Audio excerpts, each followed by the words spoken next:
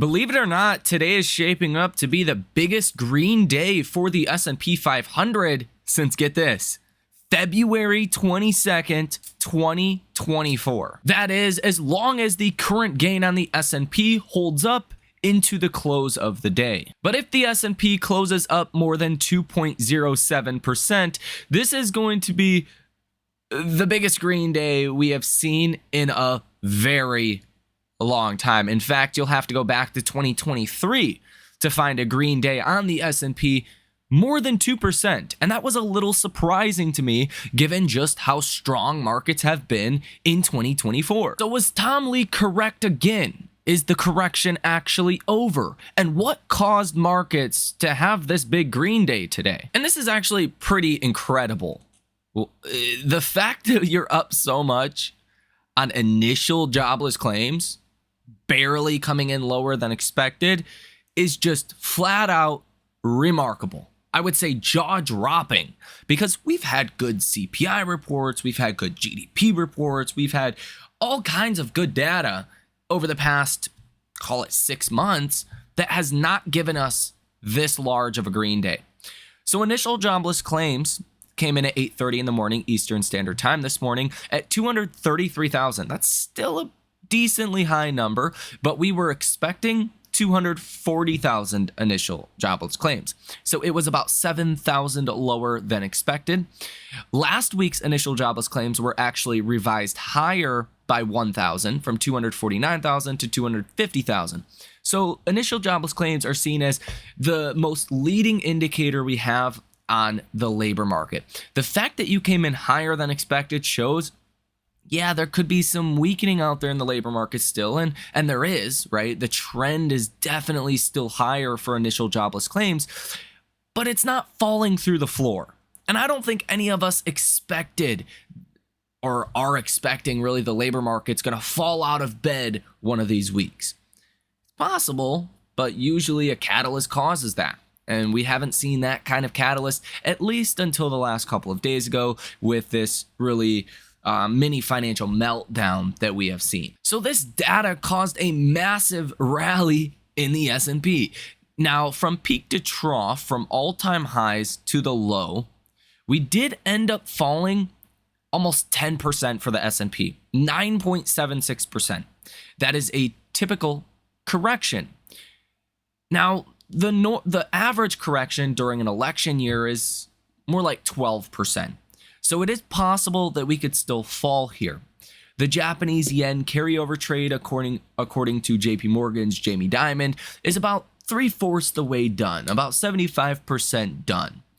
And until we see central banks act, either the Fed here in the US cutting rates or the Japanese Fed raising rates, for now it looks like the yen carryover trade is over with. The biggest thing that is going to affect the markets is the economic data. And that's the only thing that matters at this point. I don't think the Fed matters. I don't think inflation matters. It's all about the economy. Now, I know some people are going to balk at that and say, the Fed doesn't matter. What's wrong with you? Inflation doesn't matter. Are you crazy? Well, we're almost in deflation anyways for inflation when you look at month-over-month changes. That, I mean, does it really matter if inflation comes in low anymore? Probably not. If it comes in higher than expected, that's obviously a bigger problem and a bigger, concern. So as long as we don't get a higher than expected inflation report, I don't think inflation matters too much.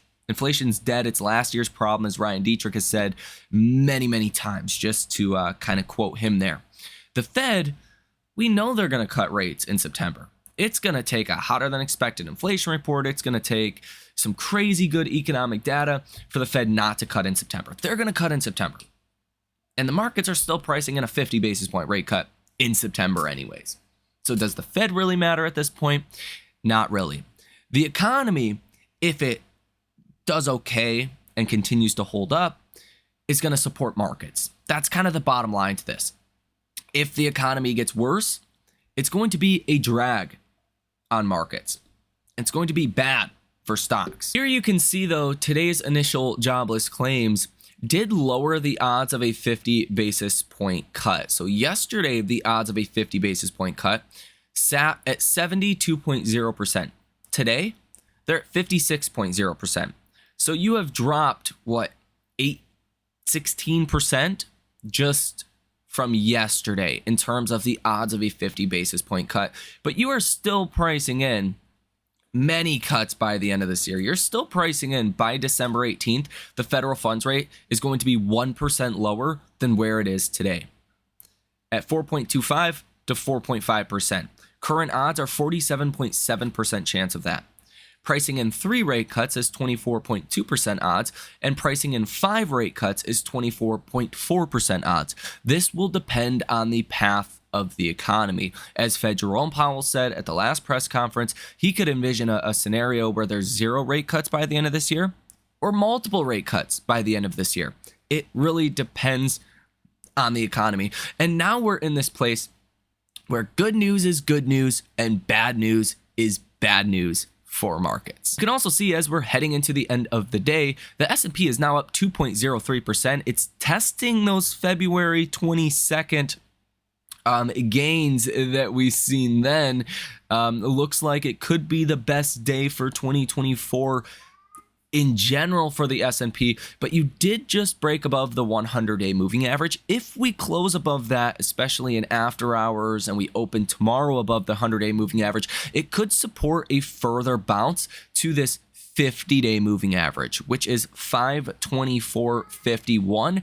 That could include upside from today's prices of about 2.5% for the S&P. Well, yeah, in just the few seconds it took, more like few minutes, to change a diaper, the S&P is up 2.22% at the time of recording this video. If these gains hold, this is your best day for the S&P throughout all of 2024, which again, I don't know about you guys, but when you just say that out loud, it sounds wild because 2024 has been such a strong year, but it's true. You haven't seen a stronger day than today throughout all of 2024, which is, again, it just takes some time to kind of process that. So from that standpoint, is the correction over? The momentum definitely suggests that it is today, but it will all come down to economic data in the days and weeks to come. Tomorrow, you really don't have anything as far as economic data, like nothing at all. You have the unemployment rate out of Canada.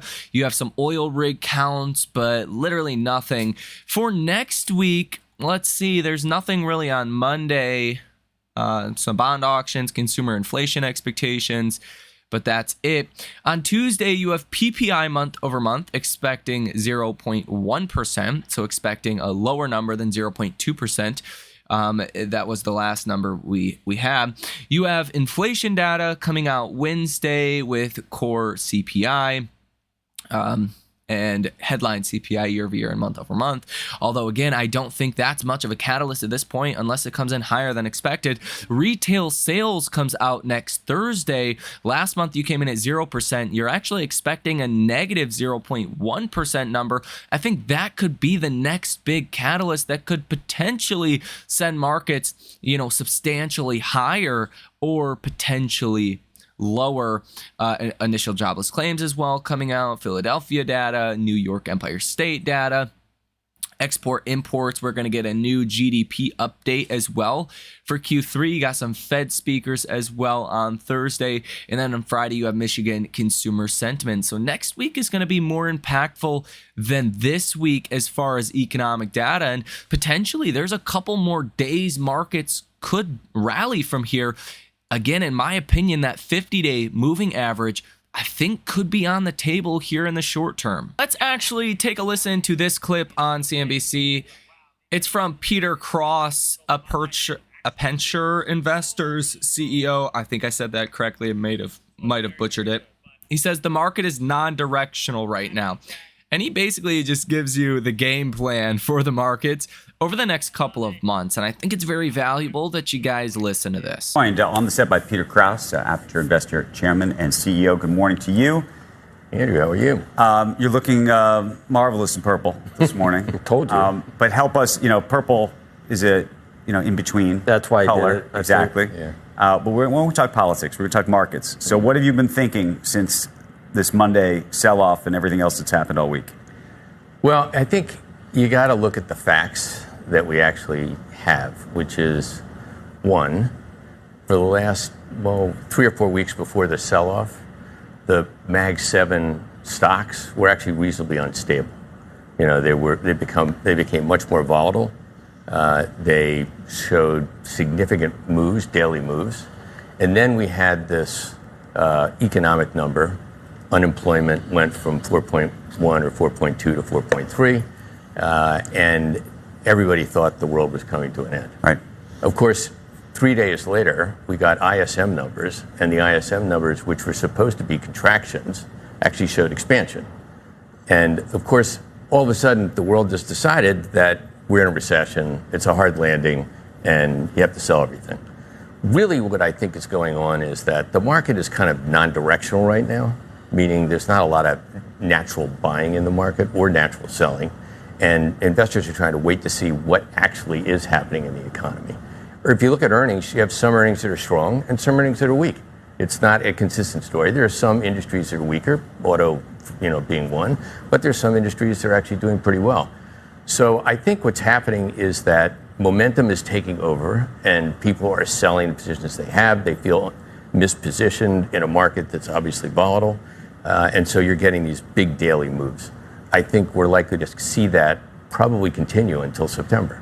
And what happens in September? Well, the Fed's going to say something or do something. Okay, but let's assume that they cut by 25 basis points. Mm-hmm. How does the market react to that? And let's assume that they cut by 50 basis points. How does the market react to that?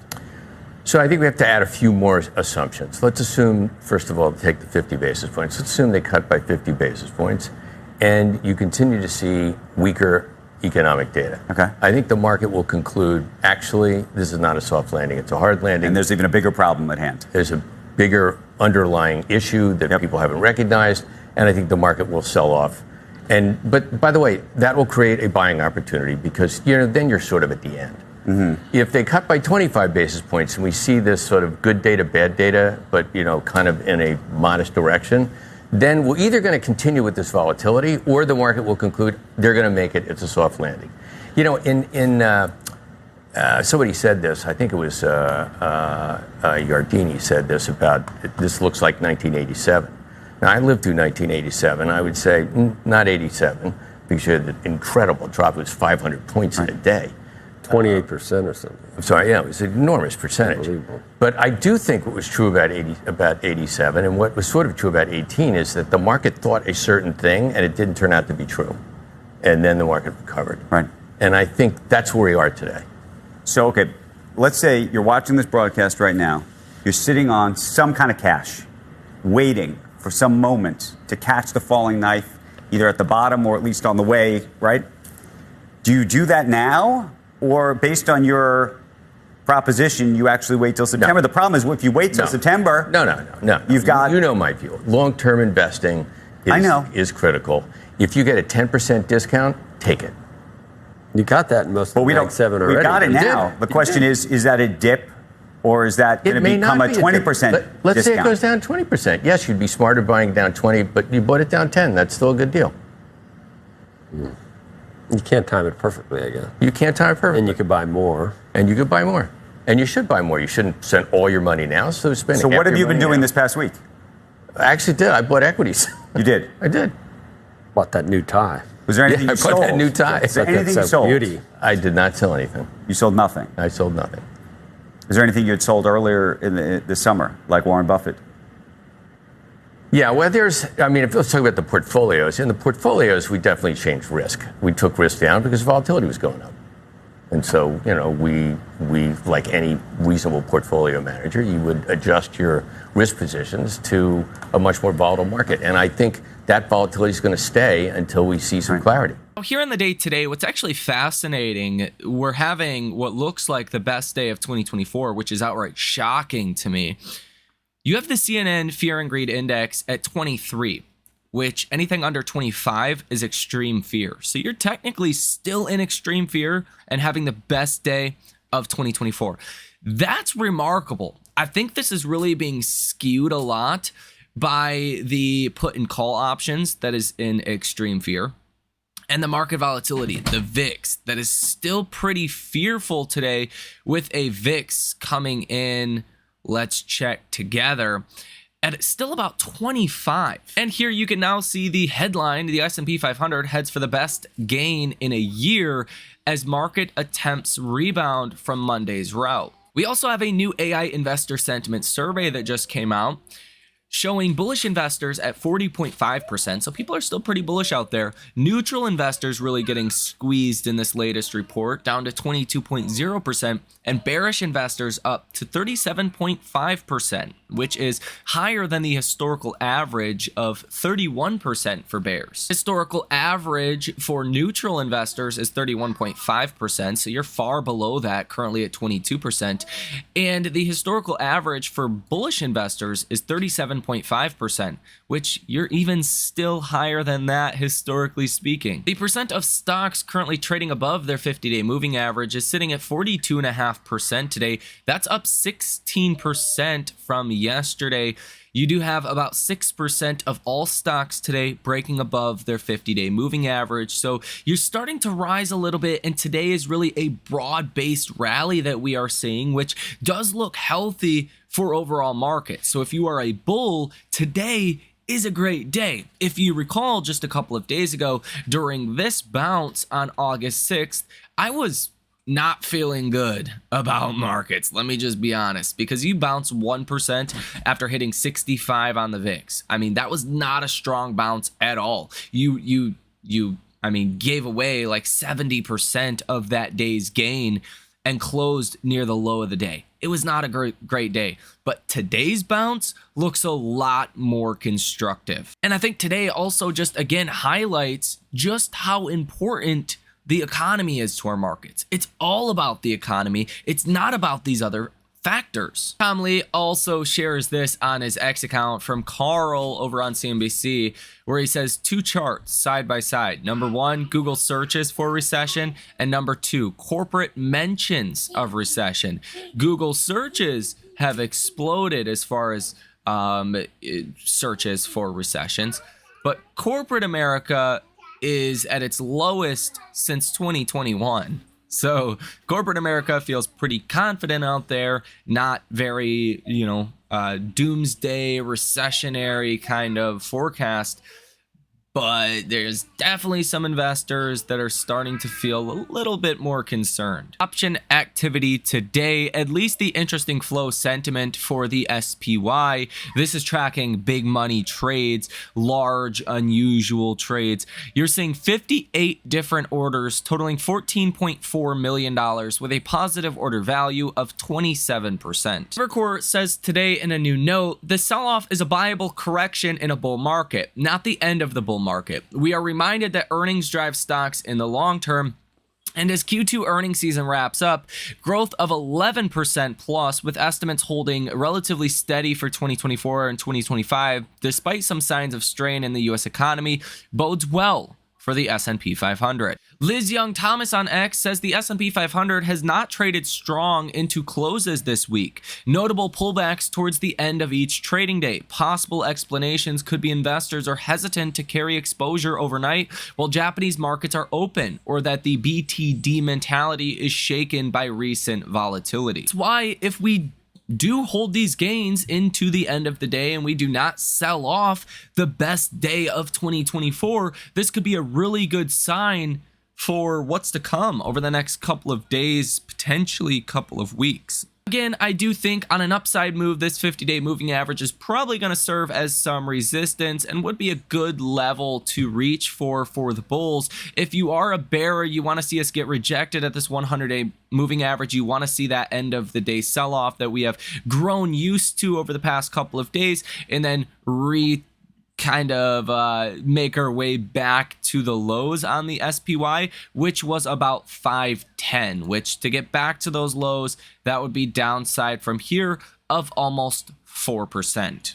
We do have some earnings today in after hours and some honorable mentions, including SoundHound, Elf, Unity, Paramount, and The Trade Desk. Although I don't think these earnings are necessarily impactful for markets, the trade desk could be important, especially if they have something positive to say about AI, and that one specifically is on my radar. So let me know what you think about this information down below in the comments section. I will also note that 10-year Treasury yields have stabilized over the last couple of days, rising from 3.78% up to 4.1%. You're actually up 4.5 basis points today, and 10-year Treasury yields rising in recent days has actually been seen as a good thing for markets. More stabilization in financial markets really has been the theme in the past 2 or 3 days now. So most importantly, ladies and gentlemen, enjoy the rest of your day. Hit the like button as well as subscribe to the channel if you made it to the end of this video. That's gonna do it for today's update. You guys have a great rest of your day, and I will see you in the next one.